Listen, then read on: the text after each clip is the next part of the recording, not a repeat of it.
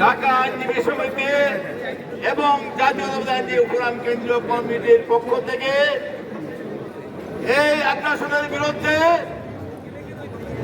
হাসিনা পতিত অবৈধ হাসিনার বিরুদ্ধে যে আন্দোলন সংগ্রাম চলছে তারই অংশ হিসাবে আজ ঢাকা বারে প্রতি মঙ্গলবারের যে প্রতিবাদ সভা মিছিল হয় সেই মিছিলের আজকের সভার সম্মানিত সভাপতি ঢাকা আইনজীবী সমিতির সভাপতি আমার মিতা যারা খুরশেদ আলম উপস্থিত আছেন, নবনির্বাচিত বার কাউন্সিলের সম্মানিত সদস্য এবং আশা করি লীগের কমিটির চেয়ারম্যান হবেন উনি আলহাজ মোহাম্মদ মহসিন মিয়া, রণাঙ্গনের বীর মুক্তিযোদ্ধা উপস্থিত আছেন ঢাকা আইনজীবী সমিতির সংগ্রামী সাধারণ সম্পাদক আমাদের অত্যন্ত প্রিয় ব্যক্তিত্ব জনাব সৈয়দ নজরুল ইসলাম উপস্থিত আছেন, সাবেক অন্যান্য সৈয়দ নজরুল ইসলাম বিস্তারিত বক্তব্য দিয়েছেন।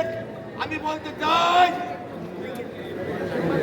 হিন্দুস্তানের হিন্দুত্ববাদী প্রধানমন্ত্রী যিনি সারা ভারতবর্ষের মুসলমানদেরকে উনি তার বদলে হিন্দুত্ববাদী যারা নির্যাতিত করার চেষ্টা করছেন সেই মোদিকে হুঁশিয়ারি দিয়ে বলতে চাই এটা হাসিনার বাংলাদেশ নয়, এটা বাংলাদেশি জাতীয়তাবাদী শহীদ রাষ্ট্রপতি জিয়াউর রহমানের বাংলাদেশ। এই বাংলাদেশে আগ্রাসন চলবে না। আগরতলায় দূতাবাসে আক্রমণ করিয়েছেন, ক্যালকাটায়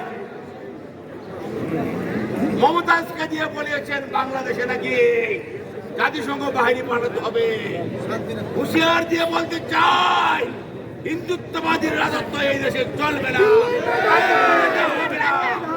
এই দেশের মানুষ জাতীয়তাবাদী ইসলামী শক্তি বাংলাদেশি জাতীয়তা বিশ্বাস করে ইনশাআল্লাহ যেখানে হাসিনার প্রতাপ তারা পাবেন সবাইকে উচিত শিক্ষা দিবেন এবং আগামী দিনে সবাই হুঁশিয়ার থাকবেন।